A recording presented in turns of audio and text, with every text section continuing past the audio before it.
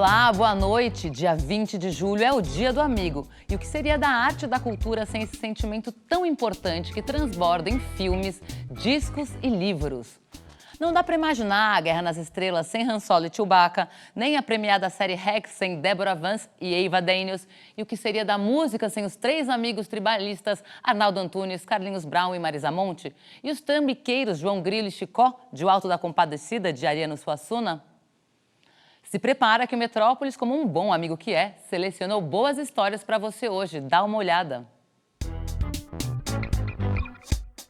A exposição Mire, Veja nasce do encontro dos acervos do Museu de Arte Moderna de São Paulo e do Sesc de Arte Brasileira. Um convite para descobrir novos caminhos que aproximam o público das obras de arte. Estava num restaurante, interna, noite, a cidade... Hugo Pozzolo celebra 45 anos de carreira com o espetáculo Idiota Convicto. Em cena, o ator reflete sobre um mundo cada vez mais intolerante, agressivo, mas sem perder a capacidade de rir de si mesmo. Ele é o nosso convidado de hoje. Ela falou, peraí, você nunca experimentou frutos do mar? Onde você já trabalhou, Elise? Era o nosso segredo. Você me expôs. Estreia essa semana no streaming o filme Elise, Sombras de uma Mulher. O longa é inspirado na história real de Elise Matsunaga, que matou e esquartejou o marido no apartamento do casal. O Metrópolis conversou com a protagonista do filme, Lorena Comparato. Eu tenho um filho. Elise, eu quero você só pra mim, exclusiva.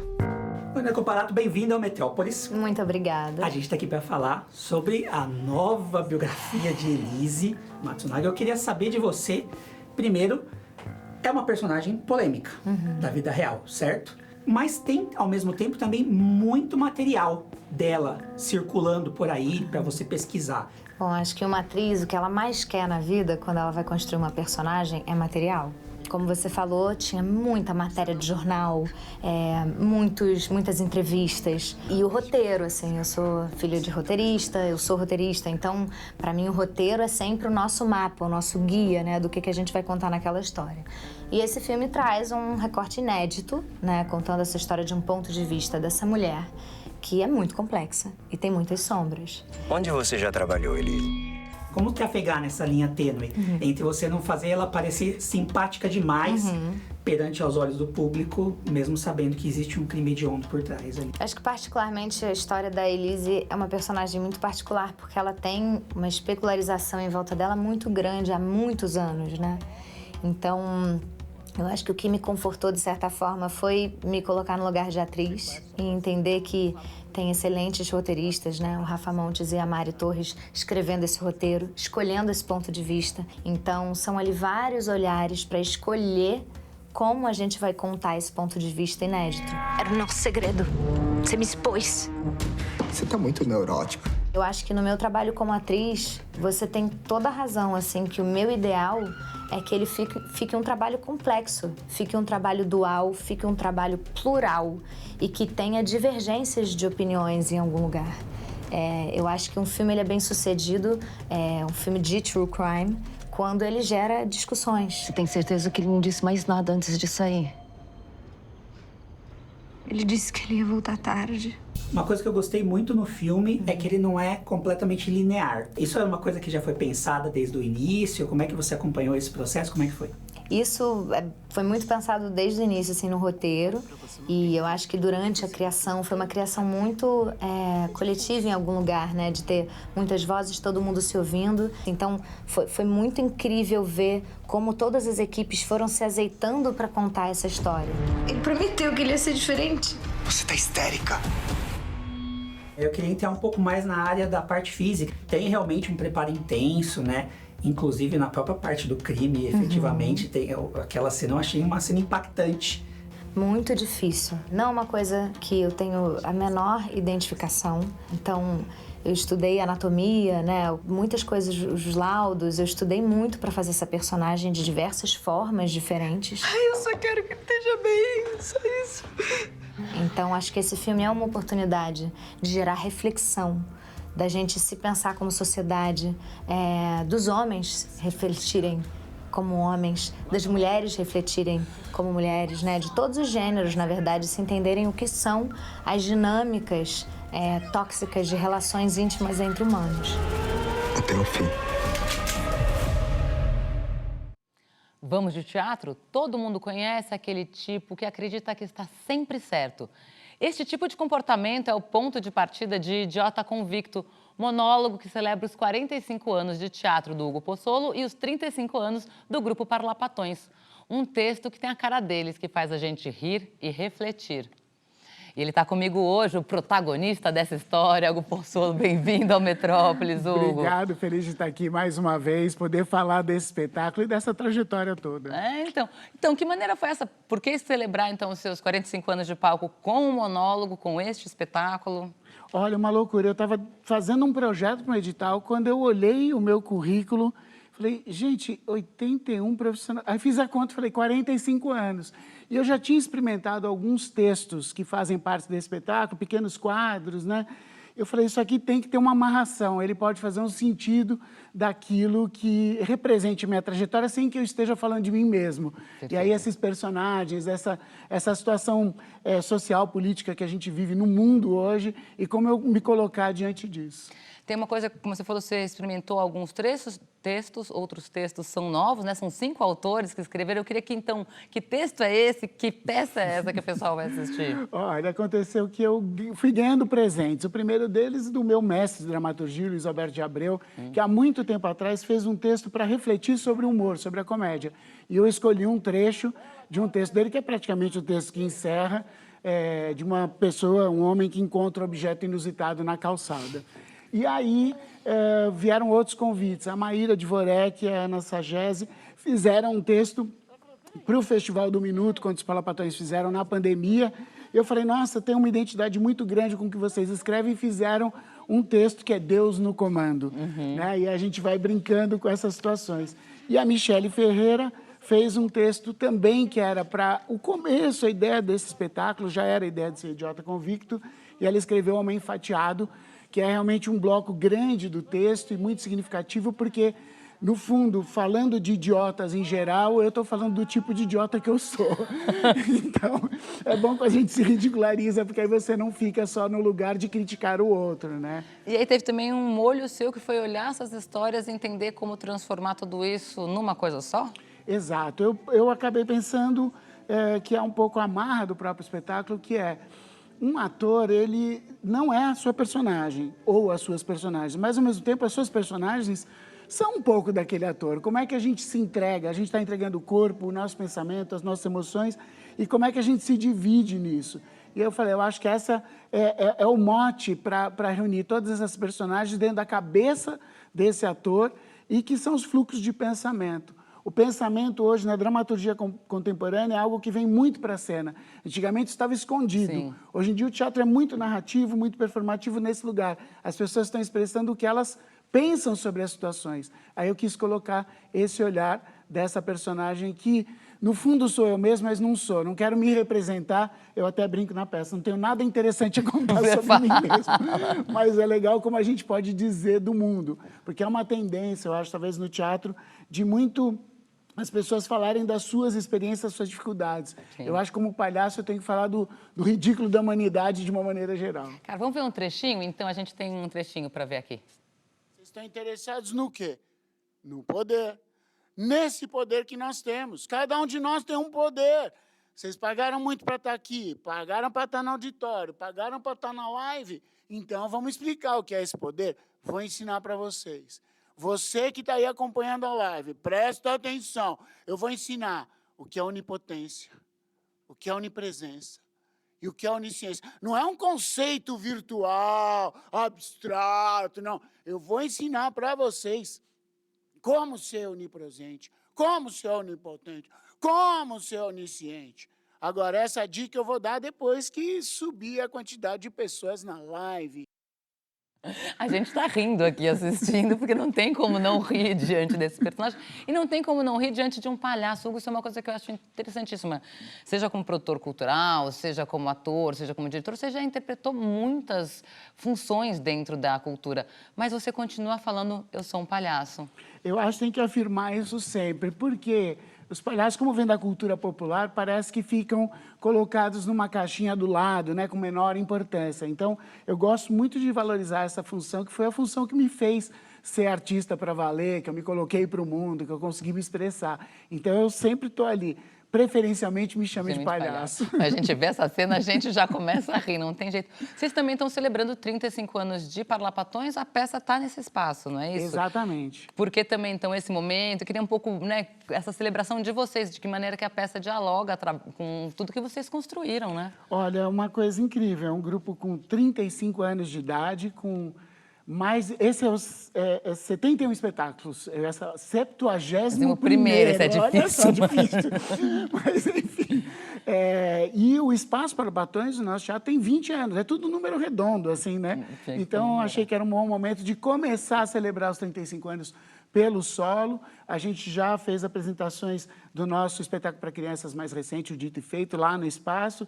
Vamos vir aí com o Palhaçada Geral, e ainda vamos fazer uma montagem grandona com toda a trupe para celebrar. Talvez até algumas pessoas que saíram da trupe e voltaram só para fazer essa celebração de 35 anos. Bom, falando um pouco também, você falou desse solo, é isso, eu fui olhar, você fez um monólogo em 2002, Perego na Testa, 2012, Eu, Cão, Eu, e agora 2026, Idiota Convicto. Você consegue entender alguma ligação? O que te move a fazer de novo esses solos, né? Que contexto é esse que te faz? Porque não é um contexto, eu estava fazendo as contas, tipo, cada 15 anos ele resolve inventar esse problema para ele mesmo. Olha, é um problema que eu não queria ter. O primeiro solo, o Aymar Labac dirigiu, ele ficou 2 anos tentando me convencer a fazer um solo. Eu falei, eu sou de coletivo e tal, mas os palhaços têm espetáculo solo. E foi como ele me convenceu. E depois eu fiz o Eu, Cão, Eu, fiz um texto que eu escrevi para outro ator, que não podia fazer, que não tinha agenda, que estava fazendo série, até um dia que o Rodolfo, que era quem estava dirigindo, o Rodolfo Vasques do Sátio, falou, Hugo, tem que ser você. Então, esses 2 solos eu não queria fazer e fiz. E, curiosamente, esse eu falei, eu tenho que abraçar um lugar diferente aí do solo, que é encarar essa celebração de 45 anos, falando de como eu estou vendo esse embrutecimento do pensamento atual, de como as pessoas estão agressivas, como a rede social tornou as pessoas brutas, como elas não ouvem mais, elas só querem falar, como elas querem estar no protagonismo sem estar dialogando. E aí eu resolvi brincar com isso e brincar comigo mesmo também, que muitas vezes eu sou bem falastrão, porque Parlapatões quer dizer aquele que fala muito. Não, eu queria trazer até um pouco desses personagens, né? Acho que eu até falei um pouco na abertura, é um espetáculo que a gente ri, mas a gente reflete, a gente encontra personagens que todo mundo conhece. Você acha, então, que isso é um personagem mais contemporâneo, isso sempre existiu, talvez não tivesse essa amplificação que as redes sociais dão? Esse Idiota Convicto, ele sempre teve por aí ou agora ele ganhou mais palco? Eu acho que ele sempre teve por aí. É que acabou que toda a idiotice acabou sendo normalizada. A gente aceita coisas absurdas, talvez anos atrás a gente não aceitasse. E é, infelizmente, uma queda de valores, porque a velocidade das coisas na rede social ficou grande, a opressão do capitalismo, a opressão política ficou muito grande, há uma expansão muito grande de opressões no mundo inteiro. Então, o que aconteceu é que a gente está acuado, né? E aí tem que subir o tom, mudar a vertente para a gente poder falar de uma maneira de que as pessoas entendam do que a gente está falando, o que a gente está criticando. E nesse sentido, o teatro é uma ótima ferramenta, né? Porque talvez por ele não ter a mediação da tela, você está muito direto com o público. Como é que tem sido a reação da plateia? Enfim, né? Eu queria que você falasse um pouco justamente do teatro, como talvez para falar desse mundo que a gente está vivendo, desse mundo tão digital. É incrível como tem o jogo. E a gente assistiu uma cena que eu ponho uma interação com o público.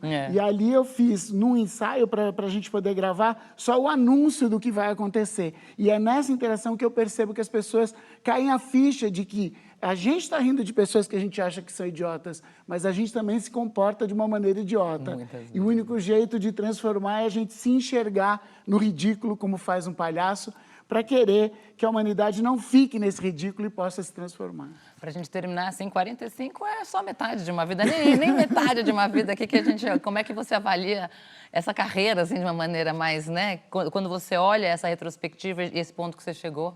Olha, eu me sinto absolutamente privilegiado por fazer aquilo que eu gosto, apesar de toda a luta, todas as dificuldades que é ser artista nesse país. mas é ter a possibilidade de estar me expressando e as pessoas quererem ouvir. Porque acho que essa que é a grande dificuldade, é você conseguir dizer algo que ecoe e que faça as pessoas pensarem. E me colocar dessa maneira, fazendo com que as pessoas riam de mim, para mim é o maior prazer. Hugo, muito obrigada aqui pela sua participação com a gente. A gente vai seguir agora, a semana está começando com atrações variadas, da música à literatura na nossa agenda cultural.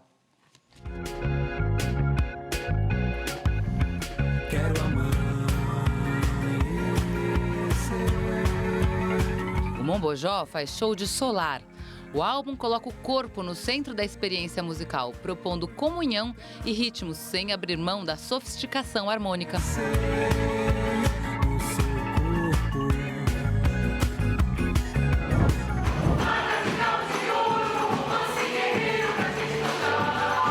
O espetáculo Capiba, Pelas Ruas Eu Vou, é uma grande homenagem à trajetória do maestro e compositor pernambucano Lourenço da Fonseca Barbosa, o Capiba.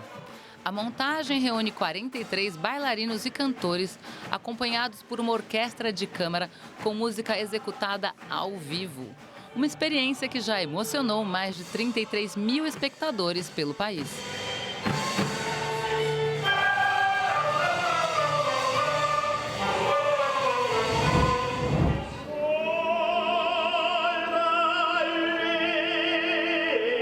A ópera Tristão e Isolda, em 3 atos com música e libreto de Richard Wagner, é uma grande produção. Sob a direção musical de Roberto Minczuk, a obra apresenta um marco na história da música ocidental ao expandir os limites da tonalidade e da harmonia tradicional.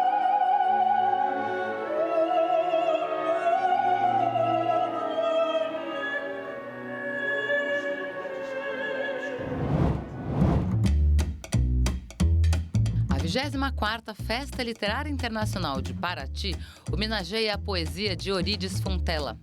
A Flip é um dos maiores eventos literários do país e este ano recebe 38 convidados que vão participar de 21 encontros. Eventos paralelos para todos os públicos que apreciam literatura também são ótimas pedidas. E uma dica para quem vai para a Flip é visitar a casa Fundação Itaú e TV Cultura, que se uniram sob o mesmo teto nessa edição. Com atividades abertas ao público, um dos destaques é a escritora Conceição Evaristo. Ela é a convidada de honra da casa no dia 23 de julho, quinta-feira. A escritora fará uma conferência para o público mediada por Galiana Brasil, gerente do Núcleo de Curadorias. No encontro, Conceição Evaristo aborda sua trajetória e seu processo de criação. A casa tem outros encontros imperdíveis e gratuitos. O Metrópolis também vai estar por lá e ao longo das próximas semanas vamos trazendo as novidades dessa 24ª edição da Flip. E no próximo bloco, vamos visitar a mostra Miri Veja, que reúne obras do Acervo do MAN São Paulo e do Sesc Arte Brasileira numa única exposição. É daqui a pouco.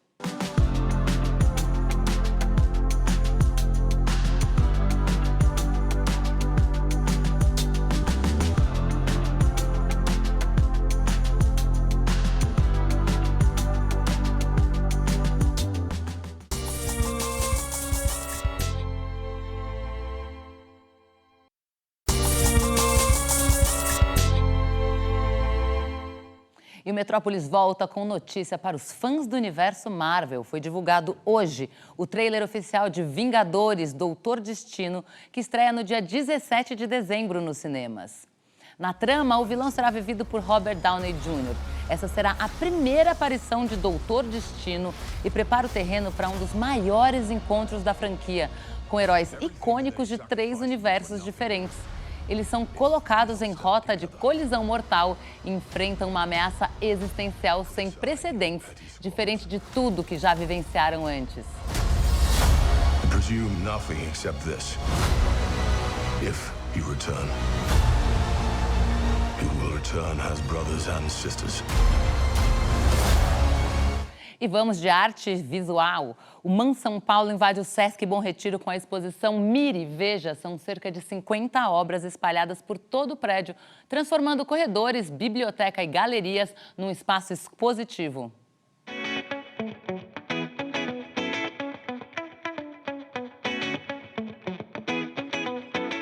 Um encontro entre duas instituições paulistanas que propõe mais do que um diálogo entre acervo. Ele envolve também uma troca de saberes, uma conversa de educativos.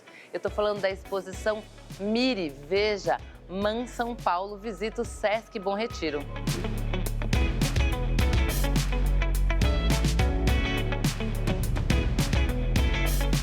O MAN, desde 2024, está com a sua sede fechada por conta da reforma da Marquise e também por conta da reforma e melhorias do seu espaço interno. Estamos prestes a reabrir e essa exposição Miri Veja visita o Sesc Bom Retiro é a última exposição antes dessa volta. Então, um entendimento de que as obras da coleção do MAN poderiam vir aqui visitar essas obras e no encontro a gente conseguir transformar o prédio inteiro em uma exposição, que é o encontro, que é a visita. A exposição não acontece restrita num espaço mais tradicional de exposição, mas sim nos corredores, na comedoria, a gente pode encontrar uma obra, numa virada ali, indo para a academia, fazer um exercício, nos espaços de convívio e relação do dia a dia das pessoas.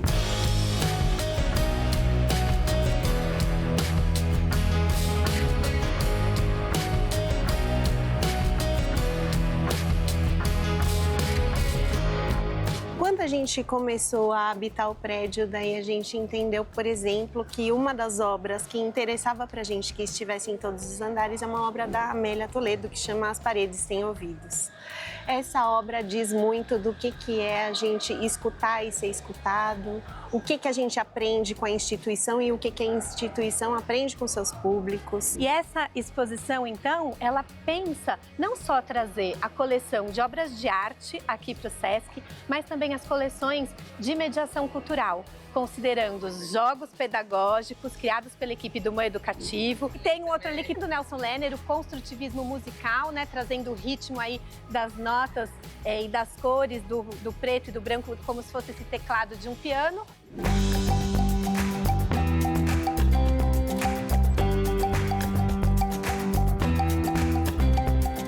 A gente tem uma conversa entre três obras. A gente tem Sesquiate com essa escultura, que são essas duas irmãs, e elas conversam com toda a história da arte que veio antes. Sesquiate está ali, né, moderno, tentando entender o que veio antes, mas elas estão ali olhando para o Xadalu e para o Heitor dos Prazeres, como a gente também olhando para um futuro que é ancestral.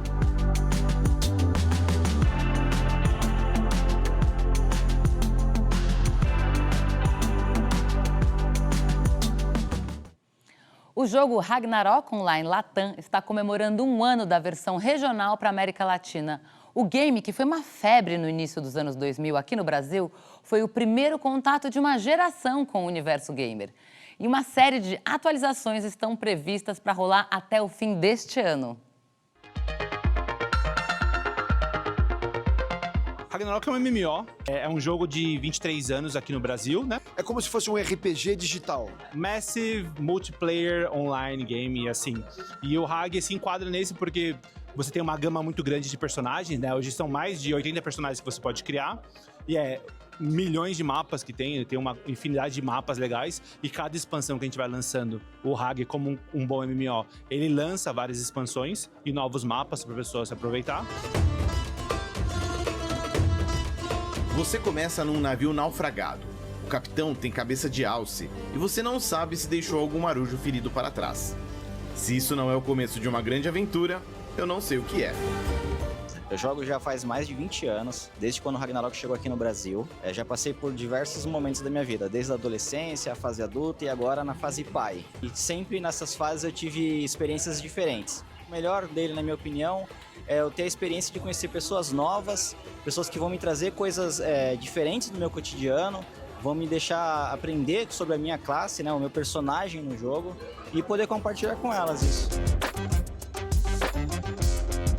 Ele se tornou um jogo lendário. Chegou a certo ponto de viajar lá pra ver campeonato competitivo do Ragnarok, no outro lado do mundo. Outras pessoas que falam outras línguas também gostam do jogo da mesma forma que a gente gosta. Já teve na Europa, tem nos Estados Unidos, tem na Tailândia. Então tá todo mundo conectado. E todo mundo se ajuda, cara, pra enfrentar um inimigo forte. Um dragão gigantesco, um semideus ou só um bicho bizonho.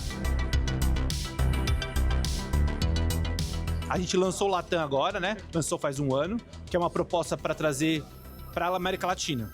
Então, Chile, Paraguai, Argentina, Uruguai, Colômbia, são países que nunca experienciaram o RAG de forma oficial e eles estão experienciando agora, isso que é muito legal. Toda vez você está aprendendo.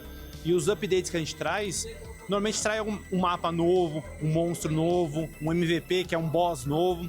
E aí é uma forma diferente de você abordar isso. Então, sempre você tá em constante aprendizado, entendeu? Com certeza ajuda criativamente, até pela toda a direção artística dele. Tipo, tanto se você for olhar nas minhas redes sociais, direto tô fazendo arte de Ragnarok. Tá tudo conectado. A gente tem uma comunidade muito diversificada, isso que é muito legal. O personagem faz com que você tenha essa liberdade, sem forma de julgamentos, ser quem você quiser. Pelo design do jogo, pelas características que são muito convidativas do jogo, assim. Ele não é de monstros horrorosos, é um negócio fofinho, assim. Eu, por exemplo, quando era criança, não entendia o que era ser uma mulher trans, eu já fazia personagens femininos porque eles me deixavam mais confortável. Eu ser vista como uma mulher, uma personagem feminina, me deixava bem. A ideia era se sentir confortável, se sentir bem com si mesma. Eu tenho uma dificuldade muito grande de sequer sair de casa e eu sair do meu estado para vir em outro lugar onde eu não tô necessariamente segura por causa da paixão que a gente tem, por causa dessa comunidade. Boa sorte, aventureiro.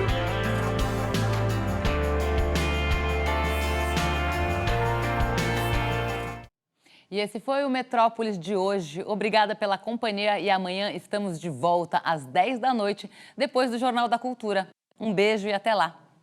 Elise, eu quero você só pra mim, exclusiva. Que lugar é esse? Nossa casa. Ai. Vida nova, loira. A família dele, como é que é? A mãe é boazinha, pai quase não fala. E o Marcos? Ah, ele é muito carinhoso. É bom ter um companheiro, achar uma pessoa, um homem sério que você pode formar família. Você não vai me dar o neto. A médica é pra você, amor. Você que tá com dificuldade. Onde você já trabalhou, Elise? Era o nosso segredo.